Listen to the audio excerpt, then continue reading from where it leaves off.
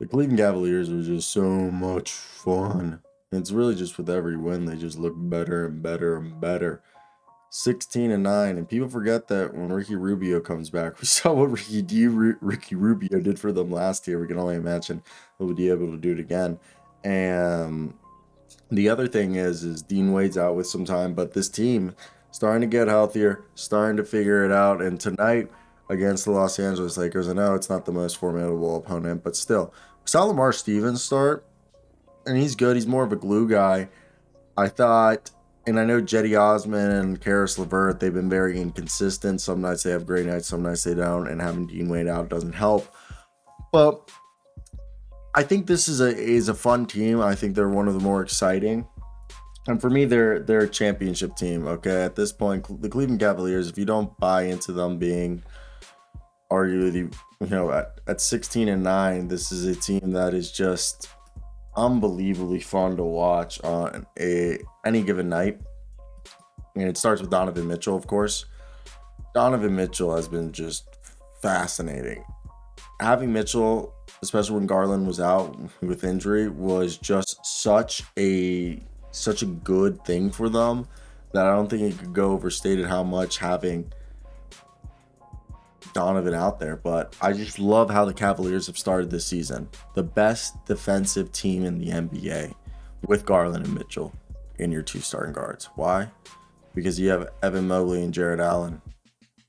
You also have a good rotation of Okoro, Dean Wade when he was healthy. But this is a team that they are showing that their success last year wasn't a fluke. It was only derailed by injuries. This year, Donovan Mitchell has mitigated. Oh, hopefully that wasn't too loud. That was my phone. Damn, that sounded loud as hell. But with Donovan Mitchell here, you're able to mitigate if you lose Evan Mobley or Garland for a game, because Mitchell can take over. But JB Bickerstaff and the rest of his coaching staff have done an incredible, remarkable job of maximizing the strength of this team and keeping the weaknesses at a minimum. The wing position. And there haven't been a lot of combinations that haven't worked for them with several players missing time. They turned the ball over a little too much, but they play at a snail's pace. And those are just things you could improve. That's just me nitpicking. Also, I think Evan Mobley's on pace to make an all-NBA defensive team. All defensive team. Like, tell me I'm wrong. He's a thrill to watch.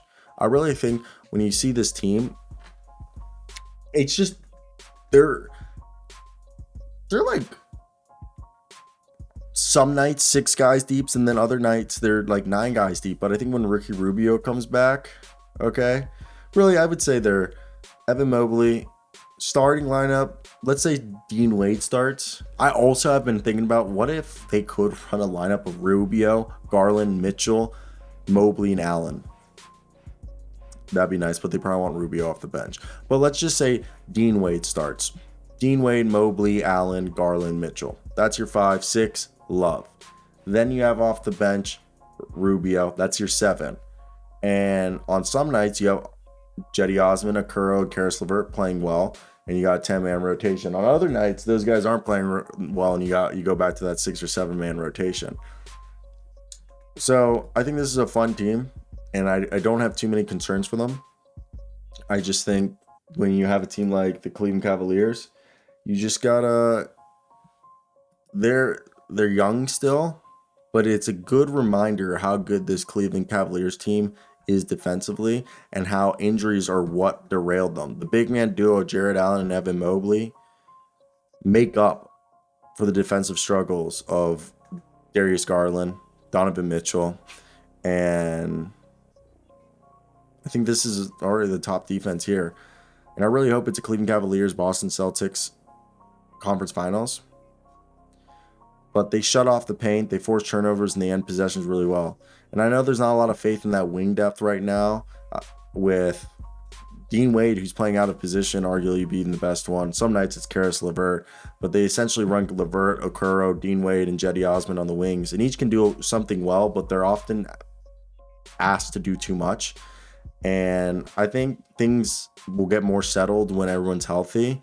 But if they could make an upgrade at that wing position, I think it's good. But their top 5 rotation, their top 6 rotation is so strong that I think the depth at that wing position isn't a major concern.